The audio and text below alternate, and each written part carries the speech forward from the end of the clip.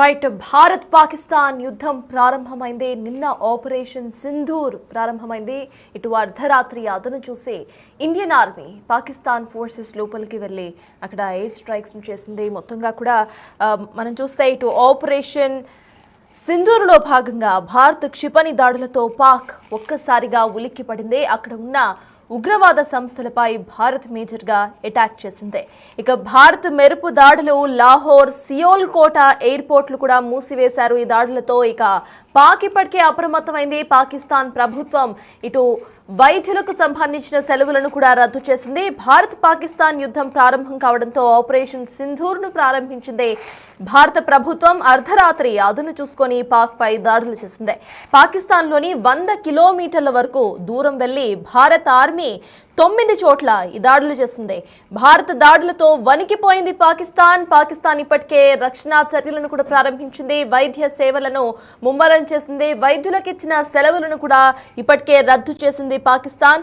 ఇక భారత దాడులతో పాకిస్తాన్ వణికిపోవడం మనం చూస్తున్నాం. విజువల్స్ లో కూడా చూస్తున్నాం మనం ఏ విధంగా ఇటు పాకిస్తాన్ లో దాడులు జరిపిందో భారత్. ఇక ఉగ్ర స్థావరాలపై భారత సైన్యం మెరుపు దాడులు చేసింది. ఆర్మీ, ఎయిర్ ఫోర్స్, నేవీ బలగాల సంయుక్త దాడులుగా దీన్ని పరిగణించవచ్చు. పాకిస్తాన్ లోని కోట్లీ, మురిట్కే, బహవల్పూర్, ఇక ముజఫరాబాద్ ప్రాంతాల్లో ఈ దాడులు జరిగాయి. పాకిస్తాన్ సైనిక స్థావరాల్లోకి దూసుకు వెళ్లింది భారత సేన. త్రివిధ దళాల దాడులతో బూడిదైపోయింది పాక్ ఉగ్ర స్థావరాలు. 9 స్థావరాలపై దాడులు చేసింది ఇండియన్ ఆర్మీ. భారత మాతకి జై అంటూ నినాదాలు చేస్తూ అక్కడ భారత ఆర్మీ ఈ స్ట్రైక్స్ ను చేశారు. మొత్తంగా త్రివిధ దళాల దాడిలో భాగంగా పాకిస్తాన్ అయితే వణికిపోయింది. 9 స్థావరాలపై దాడులు చేసినట్టు ఇండియన్ ఆర్మీ తెలిపింది. భారత్ మాతాకి జై అంటూ కూడా నినాదాలు చేస్తూ ఈ అటాక్ అనేది ప్రారంభం చేశారు. శ్రీనగర్, జమ్మూ, అమృత్సర్, ధర్మశాల, లెహ్ విమానాశ్రయాలు పూర్తిగా మూసివేశారు. ఇక most wanted terrorist Hafiz Saeed ఇల్లే టార్గెట్ గా ఈ దాడులు జరిగాయి. మనం విజువల్స్ లో చూస్తున్నాం ఏ విధంగా అక్కడ దాడులు జరిగాయనే విజువల్స్. పాకిస్తాన్ లోపలి విజువల్స్ మనం చూస్తున్నాం. 100 మీటర్ల లోపలి వరకు ఇండియన్ ఆర్మీ పాకిస్తాన్ లోపలికి చొచ్చుకు వెళ్లి అక్కడ దాడులు చేసింది. మేజర్ గా ఇటు పాకిస్తాన్ టెర్రరిస్ట్లే మేజర్ అటాక్ లో ఇదయింది. మొత్తంగా మనం చూస్తే most wanted terrorist Hafiz Saeed ఇల్లు ఇక్కడ మేజర్ టార్గెట్ గా దాడులు అయితే జరిగాయి. భారత్ మెరుపు దాడులతో పాకిస్తాన్ ఒక్కసారిగా ఉలికి పడితే తన వంతు తాను ఇటు సేఫ్టీ మెజర్స్ లో భాగంగా వైద్య సేవలను ముమ్మరం చేస్తోంది. వైద్యులకు ఇప్పటికే ఇచ్చిన సెలవులను రద్దు చేసింది పాకిస్తాన్. ఇక భారత్ మెరుపు దాడుల్లో ఎక్కడెక్కడ దాడులు జరిగాయని మనం ఒకసారి చూద్దాం. లాహోర్, సియోల్కోట ఎయిర్పోర్ట్స్ మూసివేశారు. మొత్తంగా భారత్ మెరుపు దాడుల్లో ఇటు మెర్కాజ్, సుభానల్లా, బహల్వల్పూర్, జెమ్లో దాడులు జరిగాయి. మర్కాజ్, తైబా, ఇక సర్జల్, మెహమూనా జోయా, మర్కాజ్, అహ్లే హదత్, అబ్బాస్ కోట్లీ, షాహిద్ కోట్లీ, నల్లా క్యాంప్, లాస్లీ, బిలాల్ క్యాంప్లో దాడులు జరిగాయి. ఇక భారత క్షిపణి దాడులతో పాక్ ఒక్కసారిగా ఉలిక్కిపడింది. ఆ దేశంలో రావల్పిండి, ఇస్లామాబాద్, బహ్వల్పూర్ నగరాల్లో అక్కడి ప్రభుత్వం ఇప్పటికే మెడికల్ ఎమర్జెన్సీని కూడా ప్రకటించింది. వైద్య సిబ్బందికి సెలవులను రద్దు చేసింది. అన్ని ఎమర్జెన్సీ సర్వీసెస్ ను అలర్ట్ చేసింది పాకిస్తాన్ గవర్నమెంట్. విద్యా సంస్థలకు సెలవులను ప్రకటించేసింది. ఇండియా దాడులు కొనసాగిస్తోందేమో అన్న భయంతో ఇటు నష్ట నివారణ చర్యలను కూడా చేపడుతోంది పాకిస్తాన్. ఆపరేషన్ సింధూర్లో ఇప్పటికే 80 మందికి పైగా ఉగ్రవాదులు హతమయ్యారు. అర్ధరాత్రి 9 ఉగ్రవాద స్థావరాలపై మెరుపు దాడులు చేసింది ఇండియన్ ఆర్మీ. దీనికి సంబంధించి ఒక ప్రెస్ నోట్ ను కూడా రిలీజ్ చేసింది. ప్రెస్ నోట్ ను రిలీజ్ చేస్తూ త్వరలోనే డీటెయిల్డ్ గా కూడా చెప్తామంటూ కూడా ప్రెస్ నోట్ లో భారత ప్రభుత్వం దీనికి సంబంధించి ఒక నోట్ ను రిలీజ్ చేసింది. ఇక భారత్ పాకిస్తాన్ యుద్ధం ప్రారంభమైనట్టే అర్ధరాత్రి అదును చూసుకొని ఇటు పాకిస్తాన్ ఉగ్రవాద స్థావరాలపై దాడికి పాల్పడింది భారత ఆర్మీ. త్రివిధ దళాల దాడి అని మనం పేర్కొనొచ్చు. ఆపరేషన్ సింధూర్లో భాగంగా అర్ధరాత్రి అదును చూసుకొని పాక్ పై దాడులు చేసింది. పాకిస్తాన్ లో 100 కిలోమీటర్ల దూరం వెళ్లి భారత ఆర్మీ 9 చోట్ల దాడులు జరిపింది. దీనికి సంబంధించిన పూర్తి డీటెయిల్స్ ను మా ప్రతినిధి శివ అందించడానికి సిద్ధంగా ఉన్నారు. రైట్ శివ, చెప్పండి. మనం ప్రెసెంట్ చూస్తున్నాము నిన్న అర్ధరాత్రితో ఇటు భారత్ పాకిస్తాన్ ఏదైతే వార్ ఉందో అది అఫీషియల్ గా స్టార్ట్ అయిపోయినట్టు మనం అనుకోవచ్చు. అసలు ప్రెసెంట్ అప్డేట్స్ ఏంటి? రైట్ సటస్ ప్రధానంగా చూసుకుంటే ఏదైతే గత కొంతకాలంగా పెహల్గాంలో కాల్పుల ఘటన జరిగిన తర్వాత భారత్ తీసుకున్న నిర్ణయాలను బట్టి ఫర్దర్గా యుద్ధం ఉంటుంది, అంటే ప్రతీకార దాడి చేస్తామంటూ కూడా భారత ప్రభుత్వం తెలిపిన నేపథ్యంలో యుద్ధం కూడా సంభవించే అవకాశం ఉంది. ఇద్దరి మధ్య రెండు దేశాల మధ్య యుద్ధం ఉండబోతుంది అనేది కూడా అందరూ భావించారు. ఇటు భారత్ కూడా ప్రతీకార దాడి అనేది గట్టిగా ఉండబోతుంది. ఎవరిని కూడా ఉపేక్షించేది లేదు, ఉగ్రవాదాన్ని ఉపేక్షించేది లేదు. మరోవైపు ఎవరైతే ఉగ్రవాద స్థావరాలకు ఆశ్రయం ఇచ్చిన వారు కానీ, ఉగ్రవాదులకు శిక్షణ ఇచ్చిన వారు కానీ దాని వెనుకున్న ప్రాంతాన్ని కూడా తుడిచి పారేస్తామంటూ ప్రధాని నరేంద్ర మోడీ కీలక వ్యాఖ్యలు చేశారు. దానికి అనుగుణంగానే ఆ ఉగ్రవాద స్థావరాలే టార్గెట్గా రాత్రి 1:28 ఆపరేషన్ ప్రారంభించింది.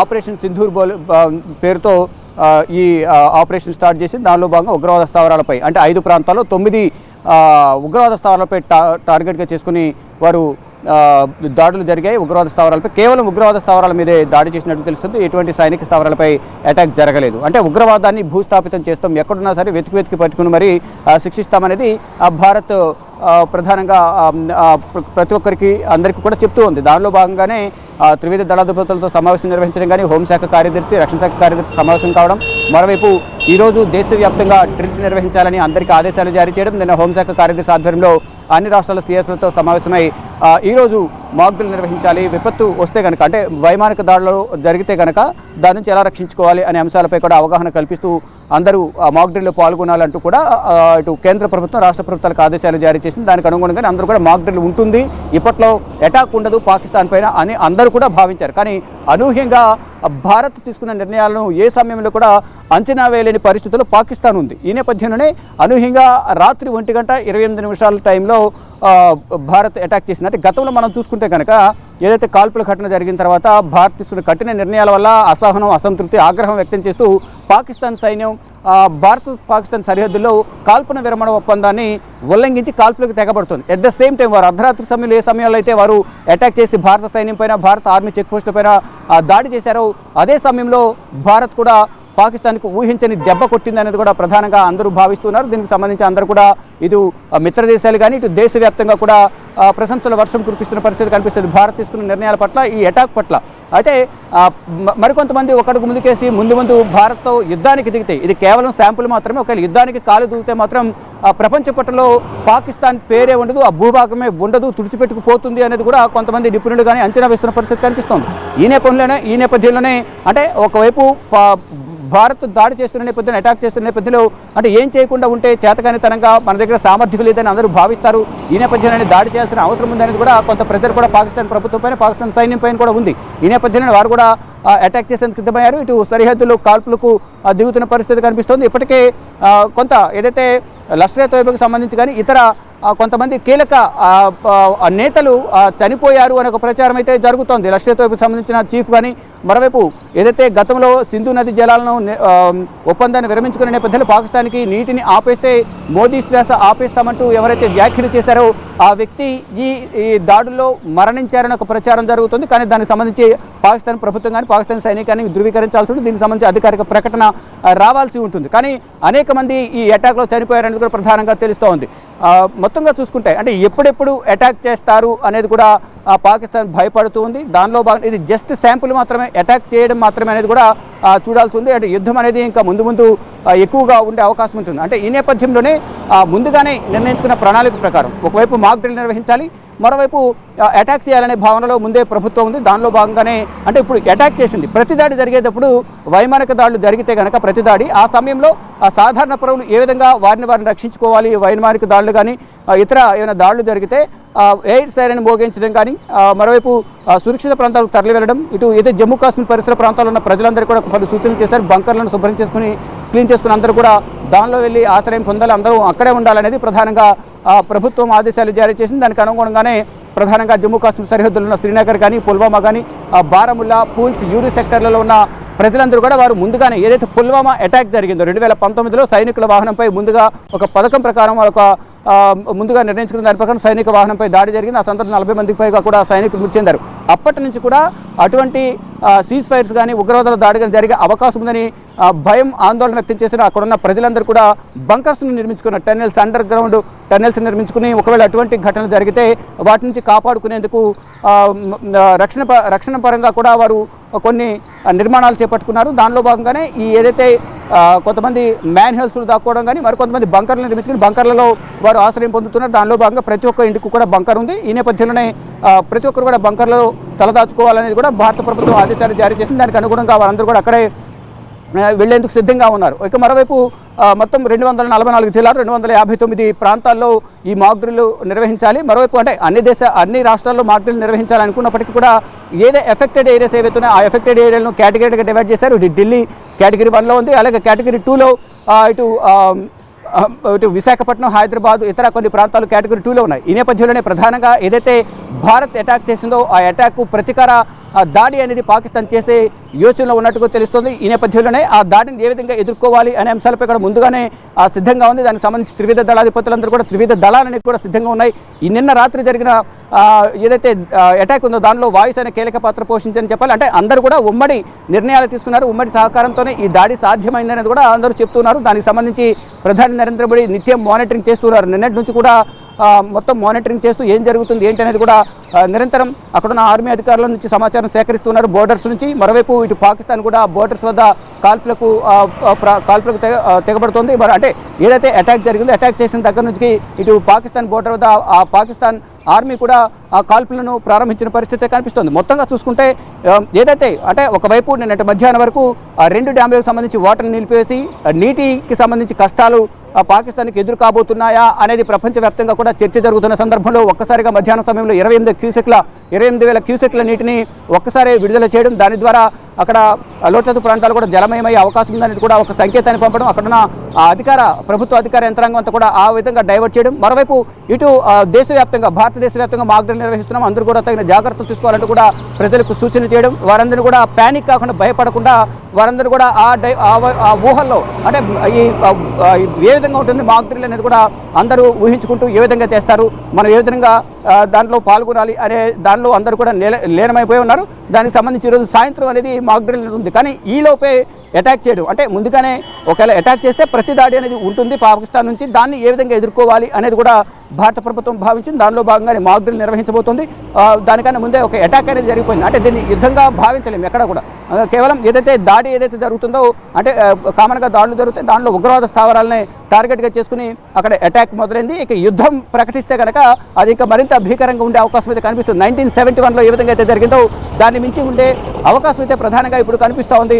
మొత్తంగా చూసుకుంటే ఏదైతే భారత ప్రభుత్వం తీసుకుంటున్న నిర్ణయాలను పాకిస్తాన్ మాత్రం అంచనా వేయలేకపోతుంది. ఇటు పాకిస్తాన్ ప్రభుత్వం కానీ పాకిస్తాన్ ఆర్మీ కానీ ఎటువంటి సిచ్యువేషన్లో కూడా అంచనా వేయలేని దుస్థితిలో ప్రజెంట్ ఉంది అని మనం ప్రధానంగా పాకిస్తాన్ ఉద్దేశించి చెప్పాలనుకుంటే ఆ విధంగా భావించవచ్చు. అంటే ప్రధానంగా ఏదైతే పెహల్గాంలో కాల్పులు జరిగిన తర్వాత దాంట్లో ఒక నేపాలియన్ 25 మంది భారతీయులు చనిపోయిన తర్వాత భారత ప్రభుత్వం తీసుకున్న కఠిన నిర్ణయాలు అంటే ఉగ్రవాదాన్ని ఏరివేయాలి. ఉగ్రవాదాన్ని ఏరివేయాలంటే ఉగ్రవాదానికి ఆశ్రయిస్తున్న పాకిస్తాన్ ఏదో ఒక విధంగా ఇబ్బంది పెట్టాలంటే నీటిని ఆపేయాలి. దాని ద్వారా వాణిజ్యపరంగా తీసుకున్న వాణిజ్య సహకారం విరమించుకోవాలి. మరోవైపు దౌత్యపరంగా తీసుకోవాల్సిన నిర్ణయాలు కానీ ఆ సహకారం కానీ నిలిపివేయాలి. మరోవైపు పాకిస్తాన్ గగనతలం నుంచి భారత్ గగనతలంలోకి ఏదైతే విమానాలను రాకపోకలు అవి నిలిపివేయాలి. దానితో పాటు ఇది ప్రపంచ దేశాలు కూడా కొన్ని దేశాలు ఆ పాకిస్తాన్ విమానాలను వారి గగనతలంలోకి రావడానికి ఆంక్షలు విధించారు. ఈ నేపథ్యంలో రోజుకు 400 విమానాల రాకపోకలు కొనసాగించే పాకిస్తాన్ కేవలం 20 విమానాలకి పరిమితమైన నేపథ్యంలో రోజుకు కేవలం $5,000 ఇన్కమ్ మాత్రమే వస్తుంది. అక్కడ ఆర్థికంగా దెబ్బతిన్న పరిస్థితి కనిపిస్తూ ఉంది. మరోవైపు వాణిజ్యపరంగా అన్ని రకాల సహాయ సహకారాలు భారత ప్రభుత్వం ఏ విధంగా వాణిజ్యపరంగా సహకారం అందిస్తున్నామో దాన్ని విరమించుకోవడం ద్వారా మరికొంత ఆర్థిక ఇబ్బందులు ఎదురయ్యాయి.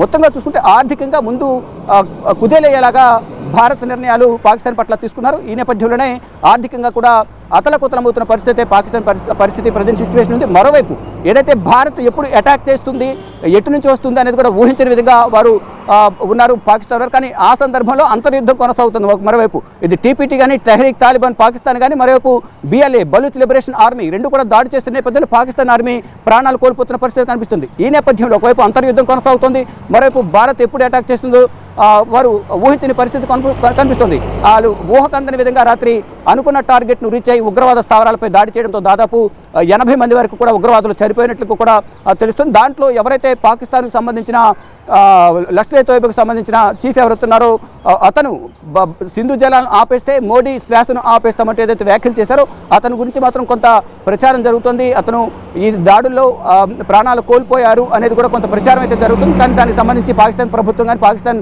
సైన్యం కానీ ధృవీకరించాల్సి ఉంటుంది. దీనికి సంబంధించి అధికారిక ప్రకటన కూడా రావాల్సి ఉంటుంది. ఆపరేషన్ సింధూర్ గురించి ఇవాళ మళ్ళీ అఫీషియల్ నోటీస్ కూడా ఇస్తామంటూ ప్రెస్ నోట్ లో రిలీజ్ చేసింది గవర్నమెంట్. దానికి సంబంధించిన అప్డేట్స్ ఏంటి? ఏ టైంకి దీనికి సంబంధించిన ఒక అఫీషియల్ అనౌన్స్మెంట్ రావచ్చు అనుకోవాలి మనం?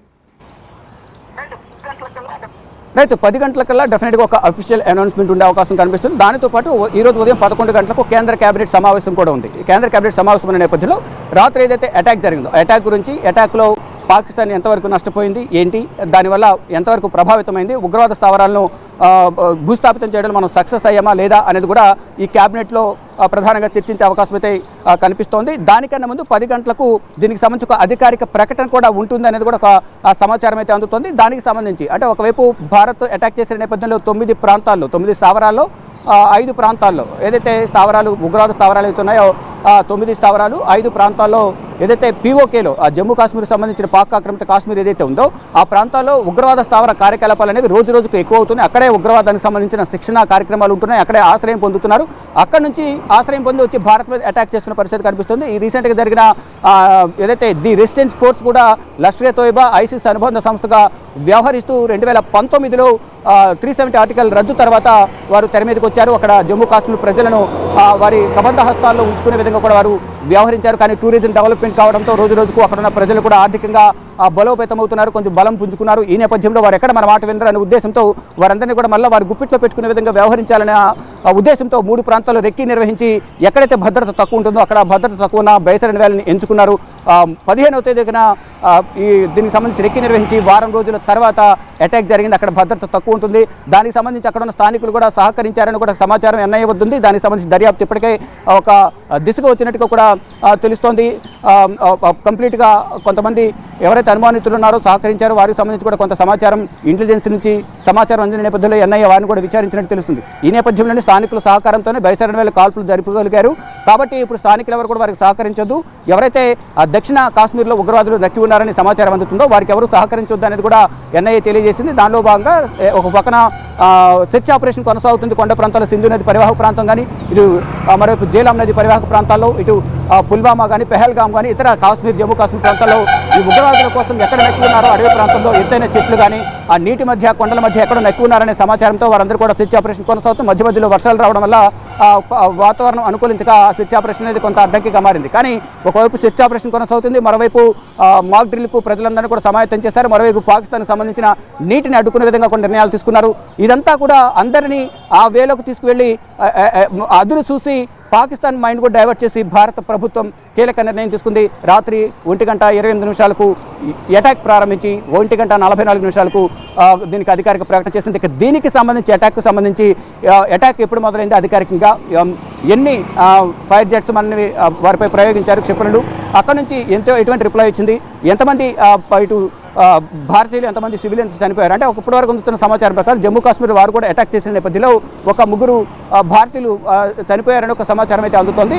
దానికి సంబంధించి ఇంకెంతమంది చనిపోయారు అని కూడా జమ్మూ కాశ్మీర్ ప్రభుత్వం నుంచి కానీ ఇటు కేంద్ర ప్రభుత్వం నుంచి కానీ అధికారిక సమాచారం అయితే రావాల్సింది. మొత్తంగా చూసుకుంటే అనుకున్నది టార్గెట్ రీచ్ అయ్యారు అనేది కూడా దేశవ్యాప్తంగాను ఇటు ప్రపంచవ్యాప్తంగా మిత్ర దేశాలందరూ కూడా భారత ప్రభుత్వం అలాగే త్రివిధ దళాలు ఇండియన్ ఎయిర్ ఫోర్స్ తీసుకున్న నిర్ణయాల పట్ల ప్రశంసల వర్షం కురిపిస్తున్నారు. మొత్తంగా చూసుకుంటే ఆపరేషన్ సింధూర్ ఏదైతే ఉందో, ఏదైతే ఉగ్రవాదుల దాడుల్లో మన హిందూ మహిళల సింధూరు తిలకాన్ని తెరిపేసిన నేపథ్యంలో వాళ్ళ భర్తల ప్రాణాలు తీసి వారి సింధూరం తుడిపేసిన నేపథ్యంలోనే ఈ ఆపరేషన్ సింధూర్ అనేది ప్రధానంగా దీనికి ఒక నేమ్ పెట్టారు. కానీ ఇటు ఆపరేషన్ విధవ అనే పేరుతో వారు కూడా అటాక్ చేసేందుకు ప్రయత్నిస్తున్నట్టు కూడా సోషల్ మీడియాలో వైరల్ అవుతుంది. మొత్తంగా చూసుకుంటే అనుకున్న టార్గెట్ను ప్రజెంట్ అయితే భారత్ రీచ్ అయిందంటూ కూడా అందరూ ప్రశంసిస్తున్న పరిస్థితి కనిపిస్తూ ఉంది. సటాజ్ భారత్ మధ్య యుద్ధం అయితే ప్రారంభమైంది. నిన్న అర్ధరాత్రి ఇటు టెర్రరిస్ట్ స్థావరాలపై ఇండియన్ ఆర్మీ మెరుపు దాడులు చేసింది. త్రివిధ దళాల మెరుపు దాడులతో ఇటు టెర్రరిస్ట్ స్థావరాలు పూర్తిగా హతమయ్యాయి. మొత్తం 90 మంది అక్కడ హతమైనట్టుగా తెలుస్తోంది. 9 స్థావరాలపై అయితే దాడి జరిగింది.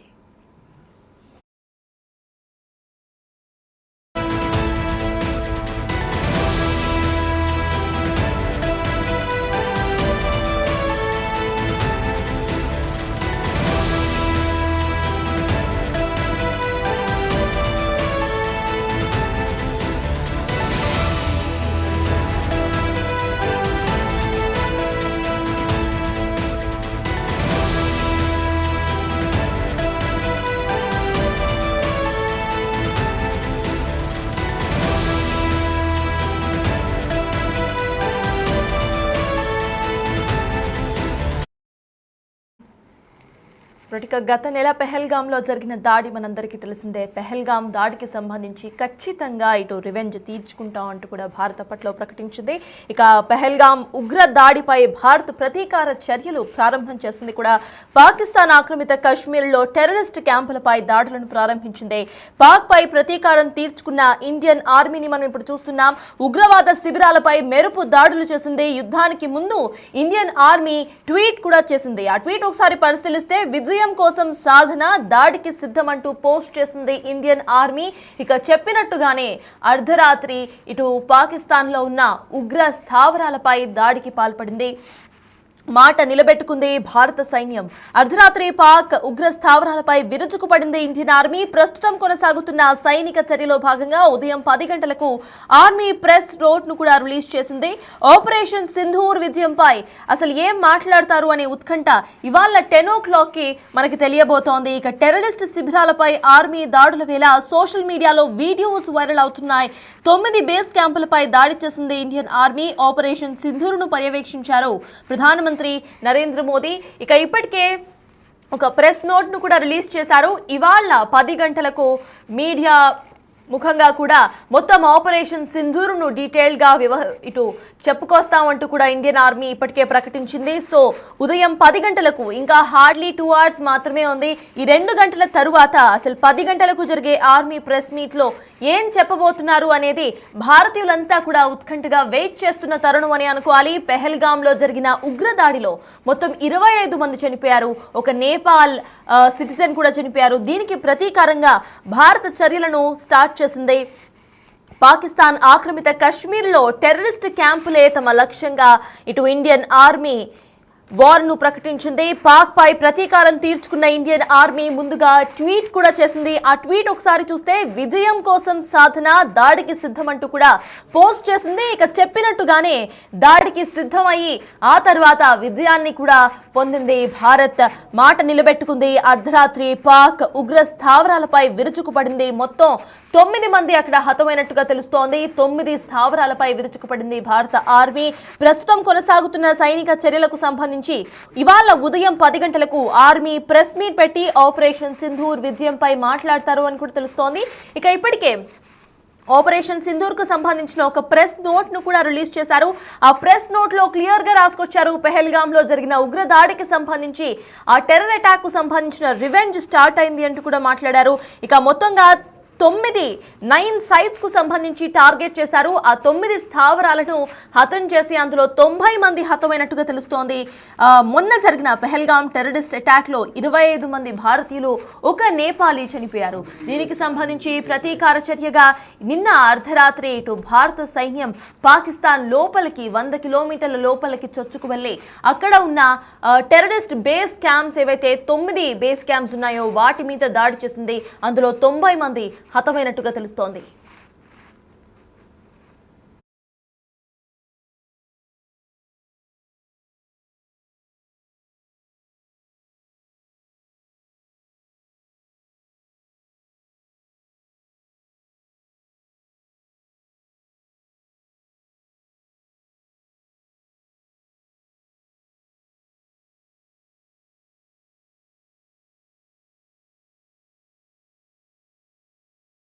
पाकिस्तानी और इंडिया ने जंग शुरू कर दी है। अभी मेरे बहावलपुर सिटी के अंदर मौलाना मसूद अजहर साहब के जो है मदरसा है उसके ऊपर 4 मिसाइल दागे गए हैं। 4 मिसाइलों के साथ हमला किया गया है मौलाना मसूद अजहर साहब के मदरसे के ऊपर। हम अपनी अफवाज पाकिस्तान के साथ खड़े हैं, लेकिन मेरा सवाल है कि हमारी एजेंसीज कहाँ सोई हुई थी, हमारी अफवाज पाकिस्तान कहाँ सोई हुई थी जब ये हमला हुआ। मुजफ्फराबाद की भी खबर आ रही है कि मुजफ्फराबाद वाली साइड पे भी ये अटैक हुआ है, लेकिन सबसे पहले मेरे बहावलपुर सिटी के अंदर अटैक हुआ है ब्लास्टिक मिसाइल के साथ। उन्होंने हमला किया है मौलाना मसूद अजहर साहब के मदरसे के ऊपर। 4 मिसाइल मारे गए हैं। अभी ये कहना कबल वक्त है कि गोया कितनी सच्चाई है इस खबर के अंदर, किस साइड से ये मिसाइल आए हैं, ये अभी कंफर्म होना बाकी है। लेकिन ये कंफर्म न्यूज़ है कि उनके मदरसे के ऊपर 4 मिसाइल मारे गए हैं। पाकिस्तान जिंदाबाद, पाक फौज जिंदाबाद, इमरान खान जिंदाबाद। पाकिस्तानी और इंडिया ने जंग शुरू कर दी है। अभी मेरे बहावलपुर सिटी के अंदर मौलाना मसूद अजहर साहब के जो है मदरसा है उसके ऊपर 4 मिसाइल दागे गए हैं। 4 मिसाइलों के साथ हमला किया गया है मौलाना मसूद अजहर साहब के मदरसे के ऊपर। हम अपनी अफवाज पाकिस्तान के साथ खड़े हैं, लेकिन मेरा सवाल है कि हमारी एजेंसीज कहाँ सोई हुई थी, हमारी अफवाज पाकिस्तान कहाँ सोई हुई थी जब ये हमला हुआ। मुजफ्फराबाद की भी खबर आ रही है कि मुजफ्फराबाद वाली साइड पे भी ये अटैक हुआ है, लेकिन सबसे पहले मेरे बहावलपुर सिटी के अंदर अटैक हुआ है। ब्लास्टिक मिसाइल के साथ उन्होंने हमला किया है मौलाना मसूद अजहर साहब के मदरसे के ऊपर। 4 मिसाइल मारे गए हैं। अभी ये कहना कबल वक्त है कि गोया कितनी सच्चाई है इस खबर के अंदर, किस साइड से ये मिसाइल आए हैं, ये अभी कंफर्म होना बाकी है। लेकिन ये कंफर्म न्यूज़ है कि उनके मदरसे के ऊपर 4 मिसाइल मारे गए हैं। पाकिस्तान जिंदाबाद, पाक फौज जिंदाबाद, इमरान खान जिंदाबाद।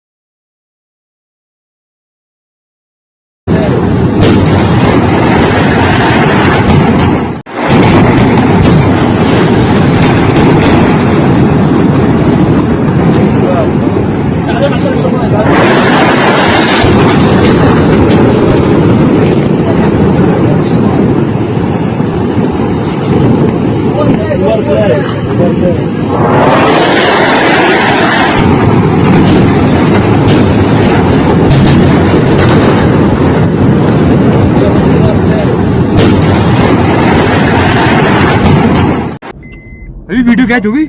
नहीं होगी।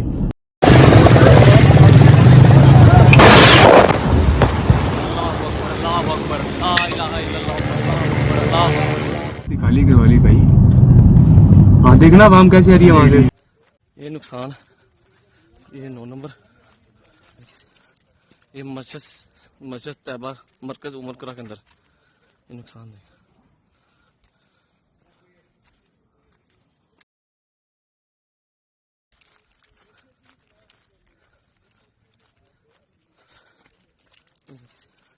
ये मस्जिद